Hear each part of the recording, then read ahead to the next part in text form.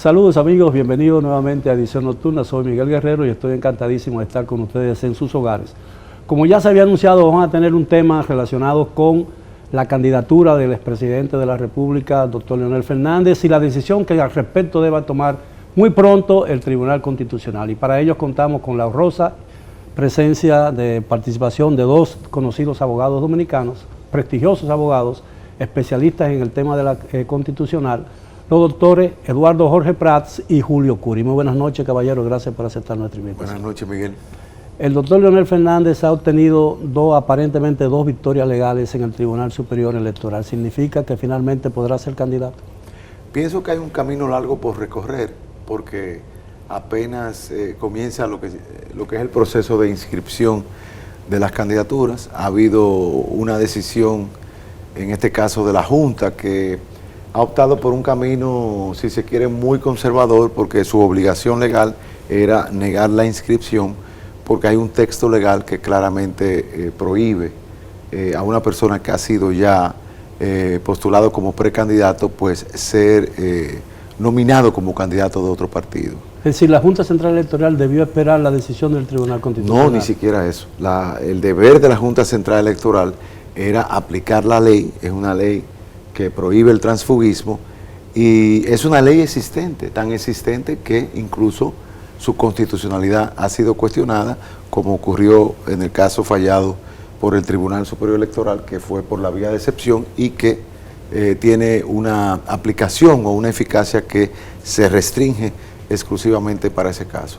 Pero entiendo que este es un punto, digamos, neurálgico de la democracia dominicana. O sea, más allá de lo que son las legítimas ambiciones del expresidente Fernández, de lo que se trata es de la aplicación de la ley. ¿Por qué? Porque en el momento en que el legislador aprobó la ley de partidos y la nueva ley electoral, pues estaba orientando el sistema político hacia un sistema en donde estaba prohibido el transfugismo. Se establecía un mecanismo de primarias que incrementa la participación, pero las primarias definitivamente están basadas sobre la base de una participación en un proceso interno, pero que a su vez está abierto en cuanto a que es padrón abierto, como fue el caso del PLD, pero eso implica que el perdedor de ese proceso no puede participar con una fuga de votos por un nuevo partido. Y en este sentido, pues está ampliamente demostrado que allí donde existen primarias abiertas, como es el caso del PLD, que escogió ese mecanismo, pues hay una prohibición absoluta de lo que se llama el perdedor adolorido o dolorido pueda participar como candidato de otro partido. Es el caso, por ejemplo, de Estados Unidos, donde más de 44 estados establecen prohibiciones semejantes a la prohibición que existe en nuestro ordenamiento. ¿Usted comparte esa opinión, doctor Curi? Sí, son dos triunfos pírricos y hasta risibles, porque el gran perdedor ha sido hasta ahora el Estado de Derecho. Por una parte, el Tribunal Superior Electoral hizo una interpretación, desde mi punto de vista, hasta macarrónico del derecho a ser elegible para justificar la decisión que dicta, que, como ha dicho Eduardo, apenas tiene un efecto relativo entre las partes en conflicto, las partes instanciadas, que en este caso era no sé quién, porque se trató de un montaje, no sé quién, una facción del Partido de los Trabajadores Dominicanos y el expresidente Fernández, quien fue que propuso por la vía incidental la excepción de inconstitucionalidad. Y por el otro lado, el papel que juega la Junta Central Electoral, que en lugar de hacer una verificación reglada de la prohibición que afectaba indudablemente a Leonel Fernández para ser admitido como candidato en el proceso electoral que se celebrará en mayo del 20, le dio la espalda a lo que establecen tanto el artículo 49 en su numeral 4 de la ley de partidos como el 134 de la ley orgánica del régimen electoral. Y es el gran perdedor el Estado de Derecho y todo el país, porque uno espera que los órganos constitucionales al menos interpreten de forma razonable nuestra legislación y muy particularmente la ley sustantiva, que es la Constitución. No lo han hecho. Lo que establece el artículo 49.4 es una sanción al derecho a ser elegible cuando al ser ejercido no eres favorecido en una de las modalidades de escogencia de los candidatos a cargos electivos. No hay una restricción, no se te impide ejercer plenamente ese derecho, sino que se te limita en razón de haber caído abatido, pero lo has ejercido en una fase primaria, embrionaria. Entonces, todos fueron a la contienda conscientes de esa limitación. Bueno, y en realidad la convivencia civilizada en una democracia se basa en la limitación de los derechos de las personas, ¿no? Es decir, yo tengo derecho, por ejemplo, a casarme, pero aquí no me puedo casar más de una vez al mismo tiempo, porque la bigamia está prohibida. Pero perdón, Miguel, te quería decir, eso no es una condición de elegibilidad como sostuvo erróneamente el Tribunal Superior Electoral. Tú sabes que la Constitución dispone, dependiendo de los cargos de elección popular, condiciones: ser dominicano, estar en pleno ejercicio de los derechos civiles y políticos, tener una determinada cantidad de años. Y lo que ha sostenido el Tribunal Constitucional es que esas son condiciones que el legislador ordinario no puede afectar. Entonces, sí se pueden establecer requisitos, formalidades para la inscripción de una determinada candidatura. ¿Cómo sería esta? ¿Cómo sería este? Pero luego de las dos decisiones del Tribunal Superior Electoral, no, mucha gente... Bueno, pero... Junta Central y Tribunal Superior Electoral. Bueno, no, el Tribunal Superior Electoral le ha aprobado dos cosas. Rechazó en el día de hoy o en el día de ayer una demanda que prohibía la candidatura de Leonel Fernández. Pero sean una o dos, ya el doctor Leonel Fernández tiene en su poder inscrita su candidatura. Es muy difícil que en esa situación el Tribunal Constitucional la derogue o revoque esa decisión. Pero no es un acto definitivo, Miguel. Es un acto que puede ser cuestionado ya sea en la misma sede de la Junta Central Electoral como también ante un tribunal. En jurisdicción. Ahora, tampoco nos podemos sorprender de esta decisión que ha dictado el Tribunal Superior Electoral, porque con todo el respeto que me merecen los miembros de ese alto colegiado, esta es una materia muy especializada. Aquí está tal vez el referente más acabado de esa materia. Pedirle a ellos, a los 4 jueces que votaron a favor del incidente de inconstitucionalidad que planteó el expresidente Fernández en su ambición por volver a los resortes del poder, tal vez era pedirle peras al olmo. Yo tengo 30 años ya en el ejercicio de la profesión, en ejercicio intenso. En mi vida, con esto no quiero desmeritar a ninguno de ellos 4, pero yo nunca he visto a Román Jaques en el ejercicio de la profesión. Mi amiga Rafaelina Peralta ha sido toda su vida oficial del Estado Civil. Santiago Sosa ha sido presidente de la Junta Electoral del Distrito Nacional, pero abogados en ejercicio consagrados al estudio de esta profesión, que es una ciencia, las ciencias jurídicas, es una cosa muy distinta. Y quizás esto abra un paréntesis para reflexionar sobre la necesidad de recomponer el Consejo Nacional de la Magistratura para que las escogencias, la selección no sean tan politizadas. Ahora, que se exijan, requerimientos más distintos para poder acceder a posiciones, sobre todo a las altas cortes, para asegurar un desempeño idóneo. Ahora, con lo que ha ocurrido, ¿piensan ustedes que si se sujeta o se circunscribe al derecho y a la Constitución de la República, el Tribunal Constitucional, qué decisión tomaría? Porque tiene que tomar una decisión pronto, porque estamos a 84 días de las elecciones municipales. Fíjate, técnicamente se tiene hasta marzo, como bien expresaba la Junta Central Electoral, cuando postergó o sobreselló el conocimiento de las inscripciones hasta tanto el Tribunal Constitucional fallara. Pero todavía queda un camino largo por recorrer. Porque pero el 3 de marzo, eso es con posterioridad a las elecciones, y el efecto entonces va a quedar a un lado el efecto expansivo de la decisión de permitirle al doctor Leonel Fernández.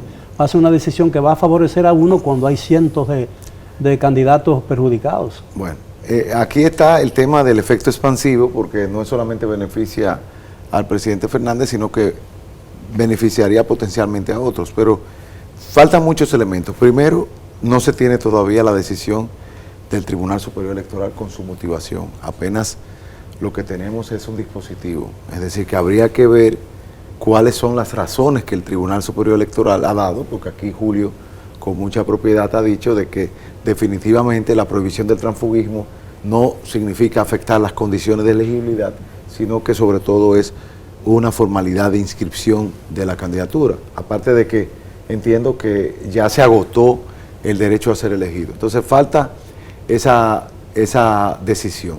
Pero por demás, hay ahora mismo pendiente varias controversias, como lo es todo el cuestionamiento que el antiguo presidente del Partido de los Trabajadores Dominicanos ha hecho con relación a lo que ha sido, lo que se ha llamado una especie de asalto al Partido de Pero los el Tribunal Trabajadores. Superior Electoral se negó a recibir admitir ese recurso, esa demanda. Yo tengo entendido que No ha sido anoche se dejó en reservaron el estado fallo. de fallo. Eso se conoció hasta la 1 de la mañana, el jueves en la noche y viernes en la madrugada, y eso se va a conocer en los próximos días cuál es el fallo. Es decir, los jueces conocieron, se instruyó el proceso, las partes concluyeron, pero ese caso no se ha fallado. Bueno, está Así publicado ya, de que 4 votaron a favor y hubo uno que... No, hubo una decisión que fue con relación a la excepción de inconstitucionalidad. Esa es la que tú te refieres. vamos, Sí, que ese no- caso fue fallado. Eduardo se refiere a otra. Pero bueno. hay un caso que involucra al cuestionamiento de los actos que implicaron Ese recurso de José González Espinosa. Hay 2 recursos, uno con relación al nombre y otro con relación a los actos convencionales. Eso está en estado de fallo. Y eso es un punto importante porque entendemos que... Antes de pasar a la pausa, ¿tiene el Tribunal Constitucional que esperar que ese fallo antes de tomar una decisión? No tiene que esperar. El Tribunal Constitucional tiene unos plazos señalados por la ley, tiene una limitante que es que se necesitan 9 votos de 13, o sea, Sí. que aún exista una fecha límite, pues si no se reúnen los 9 votos no puede haber decisión. Ahora, el tribunal ha señalado que hay un cronograma, digamos, especial para los casos electorales. Y Creo tendrán que hacer un esfuerzo. Claro, hará un esfuerzo para que haya una decisión, pero siempre se requiere esa mayoría agravada. Bien, tenemos que hacer una primera pausa con el permiso de ustedes. Regresamos después de ella. Por favor, continúen con nosotros en Edición Nocturna.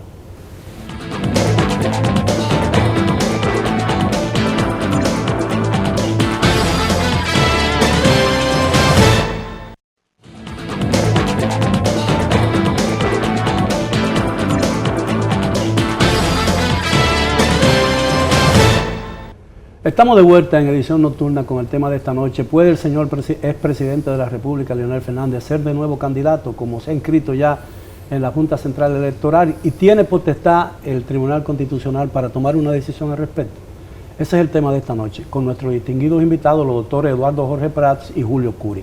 En el caso hipotético de que no se reúnan los 9 votos en el Tribunal Constitucional para tomar una decisión, se queda sin tomar una decisión, entonces él se quedaría, el doctor Leonel Fernández se quedaría como candidato. Si el cuadro procesal se mantiene incólume. Si hay una acción o una reacción de parte de cualquier otro de los partidos o organizaciones políticas en el país con respecto a la decisión que ha adoptado la Junta Central Electoral, pues pudiese variar. Yo quería decir, añadiéndole a Eduardo, al referirse a las llamadas SOR, loser laws, que son las leyes de perdedores doloridos, es la traducción, aunque me gusta más adoloridos, que una crítica al paso de tortuga que se verifica en este empeño nuestro por alcanzar el desarrollo y levar las anclas del atraso institucional, que en el año 1906 se estrenan en Estados Unidos estas disposiciones que restringen o limitan razonablemente el ejercicio del derecho a ser elegible cuando un candidato en unas primarias pierde y se le impide en las elecciones generales siguientes, es decir, las pautadas a celebrarse como consecuencia de la elección de la celebración de esas primarias, presentarse como oferta al electorado norteamericano. Se empezó a aprobar en el 1906 y se termina, el estado número 50 aprobó, que fue el de Vermont, en el año 2010. Nosotros estrenamos estas disposiciones en el 2018 y las reafirmamos en el 2019. Y ya el Tribunal Superior Electoral, en una interpretación muy censurable, desde mi punto de vista, ha hecho tabla rasa, claro, limitada a la relatividad de sus efectos, con estas 2 previsiones, con un agravante, Miguel, que ellos establecieron que el expresidente no tenía ningún impedimento constitucional ni legal para postularse en el venidero torneo electoral. En materia procesal, rigen 2 principios que son cardinales. El principio de inmutabilidad, que significa que a lo largo del proceso las partes deben permanecer en sus respectivas calidades sin alterar el objeto ni la causa de la demanda, y el principio dispositivo, que supone que el tribunal no puede fallar nada distinto a lo que las partes le peticionan. Eso es como una especie de camisa de fuerza. Una parte pidió que se acogiera la demanda que se interpuso. Yo creo que no, que se hizo de efecto. Ni siquiera fue el títere que se buscó para que hiciera las veces de demandante, hizo de efecto, no compareció. Entonces, concluyó el Partido de los Trabajadores solicitando que se rechazara la demanda y por su parte el expresidente que se rechazara igualmente, invocando el incidente de la inconstitucionalidad por vía difusa. Nadie le pidió a ellos que verificara en el universo de nuestro ordenamiento jurídico si había alguna otra disposición legal o constitucional o reglamentaria que se erigiera como obstáculo para que él pudiera ser... Se extralimitaron. Claro, entonces eso se llama fallar extra petita, falló lo que no se le pidió y eso apareja la nulidad de la decisión que intervino. Entonces puede ser un buen argumento para el Tribunal Constitucional. Correctísimo. ¿Lo tomará en cuenta el Tribunal Constitucional? No, porque, bueno, salvo que no se recurra en revisión y quien pudiera hacerlo, tal vez para justificar la habilitación o la calidad, es la parte en contra de quien se dictó la decisión. Que insisto, lo curioso es un títere porque no existe. Ese es Miguel, a uno le duele referirse a esos temas porque por eso a mí hay abogados que me ven como ojeriza, porque yo, aparte del aspecto técnico, a veces me adentro en asuntos que van más allá de estas discusiones. No existió el demandante. Fue una figura creada, concebida, y yo lo digo responsablemente, por Radamés Jiménez Peña, que ha sido esa ha sido su práctica, su leitmotiv en estas tonterías. Entonces busca, a mí me pasó que cuando yo el pasado año en Panamá, tal vez con audacia y sin permitirle a los constitucionalistas consagrados como Eduardo, Cristóbal y otros, que se refiriesen al tema, yo sostuve el carácter discriminatorio de esa disposición transitoria porque afectaba a uno solo entre tres que estaban en el mismo supuesto, de hecho, que era haberse repostulado a la presidencia de forma consecutiva y sin embargo la sanción del transitorio recaía únicamente sobre uno, impidiéndolo de por vida aspirar a la presidencia. ¿Tú sabes lo que ellos hicieron? Buscaron a un mequetrefe para intentar una acción directa de inconstitucionalidad que no era la forma de cuestionar la efectividad del transitorio. Entonces buscaron a ese mequetrefe para que presentara una acción directa, o sea, pretendiendo la inconstitucionalidad de la disposición transitoria. Yo nunca sugerí eso, pero se hizo adrede, de forma deliberada, para que el Tribunal Constitucional diera una decisión como la que dio, declarando inadmisible la acción en razón de que no se podía cuestionar la conformidad constitucional de una norma constitucional. Desde ese momento, aquella tesis que yo había venido sustentando tal vez como dije, con audacia, pero con algún elemento persuasivo, se desplomó. Fue una forma de debilitar el argumento que podía haber ganado cuerpo en la discusión entre constitucionalistas y académicos, y eso fue también obra de Radamés Jiménez Peña. O sea que a mí no me es extraño que esto haya sucedido y que el Tribunal Superior Electoral se haya prestado para fallar de forma complaciente y lastimera, acogiendo a este incidente de inconstitucionalidad. Ahora, lo curioso e interesante del caso es que los ganadores de las primarias de los dos partidos todavía no son candidatos formales. El único candidato formal que ha recibido el pergamino de candidatos es el perdedor de las primarias, que es el doctor Leonel Fernández.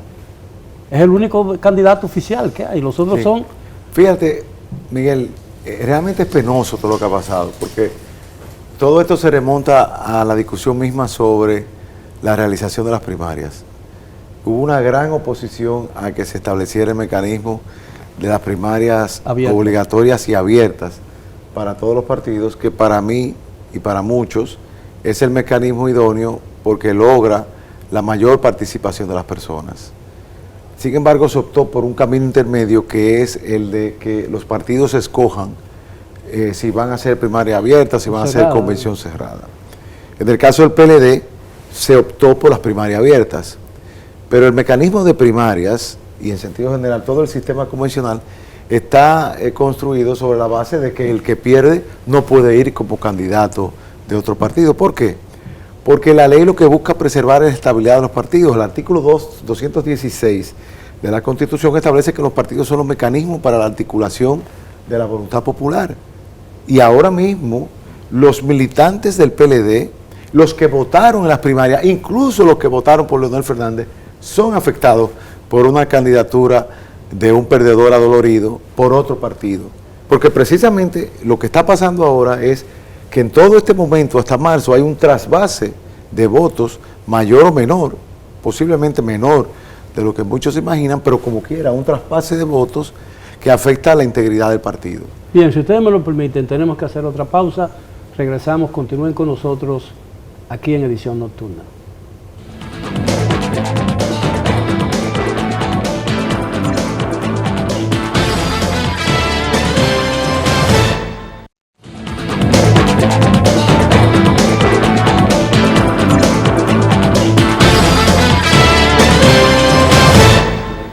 Bien, estamos de vuelta en Edición Nocturna. Bueno, mucha gente piensa que alargar la decisión en el Tribunal Constitucional podría aumentar las tensiones que ya dominan el panorama electoral dominicano y eso podría afectar todo el proceso. Mira, de lo que está apoderado el Tribunal Constitucional es de una acción directa en inconstitucionalidad contra estas dos normas legales. No se trata de un recurso de revisión constitucional contra la decisión que dictó el Tribunal Superior Electoral. Sería hasta cierto punto irrelevante si el tribunal decide o no esto, porque, repito, lo que ha decidido la Junta Central Electoral no es la última palabra, es apenas la admisión de una propuesta de candidatura que puede ser recurrida tanto en sede como contenciosamente, pero ¿qué va a suceder? Yo no lo sé.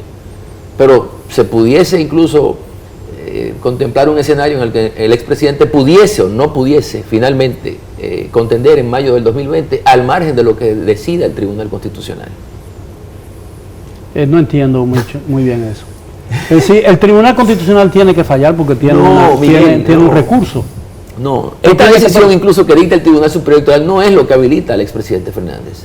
Yo no he leído la decisión, el acto que habría dictado la resolución, la Junta Central Electoral.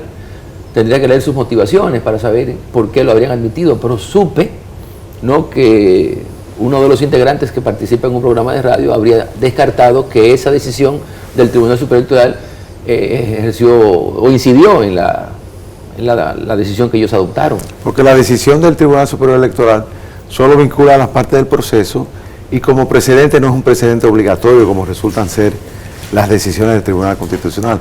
Por lo tanto, la eficacia de la decisión solamente se circunscribe a quienes fueron parte del proceso y sobre el objeto de la litis, porque el objeto de la litis fue una demanda en nulidad. Correcto. No fue sobre la inscripción de Leonel como candidato. Incluso, y esto es un elemento que habrá que ver cómo el tribunal lo sorteó, hay que ver cuál fue la excepción en inconstitucionalidad que se estableció y efectivamente qué fue lo que el tribunal decidió. Porque yo he leído comentarios en la prensa que señalan que el tribunal trajo por los cabellos esta inconstitucionalidad. Entonces, pero lo podían hacer de oficio. Claro, lo pueden hacer de oficio, pero hay que ver en el contexto de qué, porque esto está ligado al objeto de la litis. Ahora, ¿qué pasaría en el caso? Pero perdón, Miguel, sí.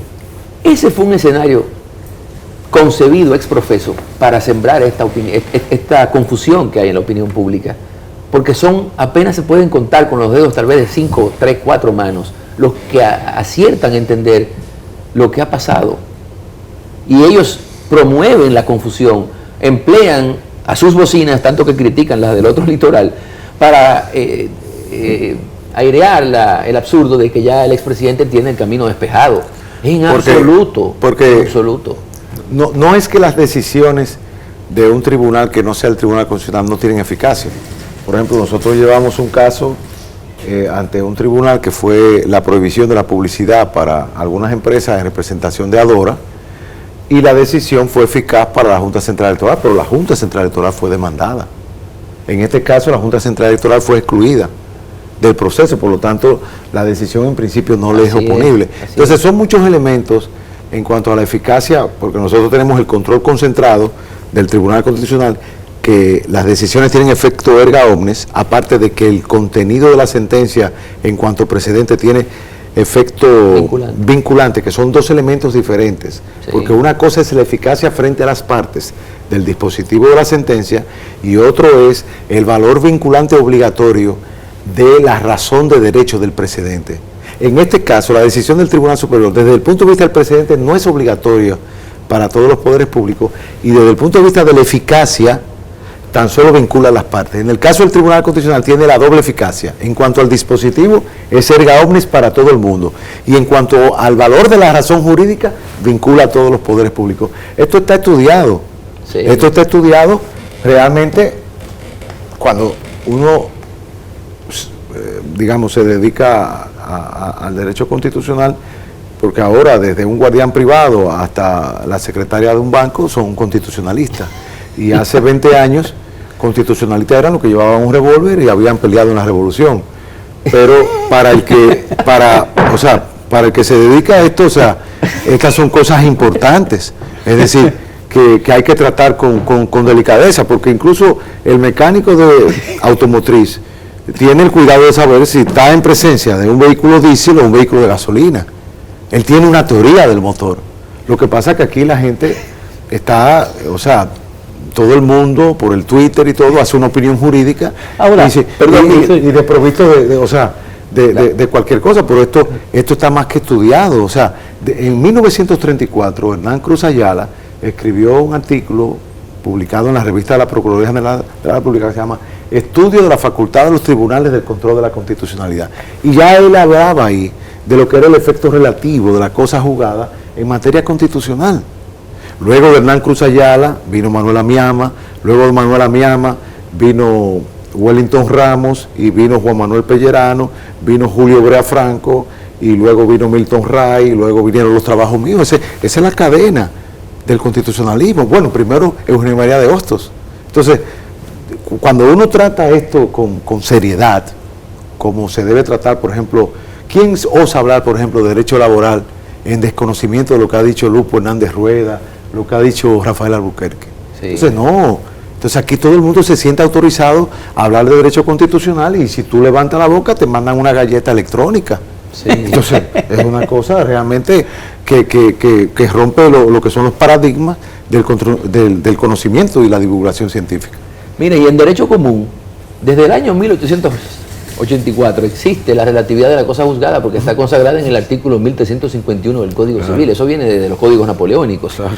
Yo leí unas declaraciones que se le atribuyeron, no las vi en televisión, o sea, las leí a la vicepresidenta de la República, donde ella se inclinaba por que la Junta Central Electoral respetara la decisión. Sí, porque a pesar del efecto relativo de una decisión, obviamente los terceros, aunque no hayan sido partes, si tienen conocimiento de la misma... Tiene una deferencia. Correcto. Entonces, ¿qué decidió el Tribunal Superior Electoral? Rechazar la demanda en nulidad. De ese caso. De ese caso. Eso es lo que se le podía oponer a la Junta Central Electoral. Ahora bien, lo que decidieron con respecto a la inconstitucionalidad incidental únicamente, y lo ha dicho un montón de veces, se desaplica para ese caso.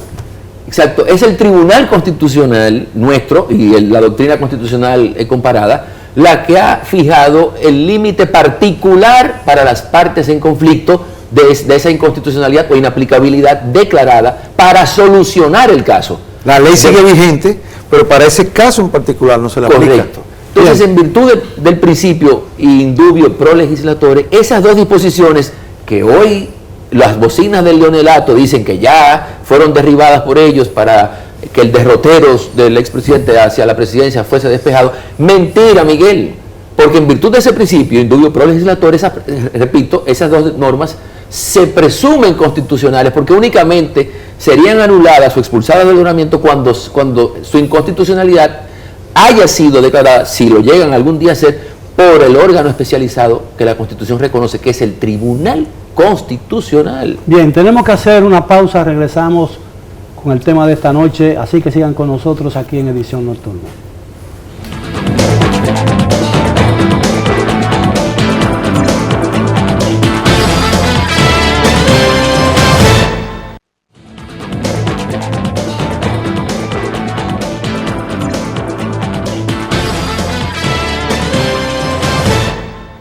Bien, llegamos ya a la parte final del tema de esta noche. Nos quedan, caballeros, 3 o 4 minutos, así que vamos a sacar conclusiones. ¿Qué esperan? Miguel, ¿qué puede suceder? Muchas gracias por la invitación. El tiempo aprende. No, pero el pueblo está muy confundido, la opinión pública está muy confundida con relación a este punto. Y yo tengo una pregunta, por favor, muy breve, porque el tiempo se nos agota.